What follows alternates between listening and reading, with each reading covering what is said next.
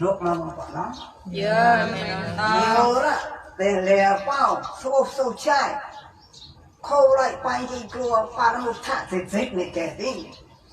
chơi cua vui dọ lũ co xa xa na ba người xuân công xa nam ra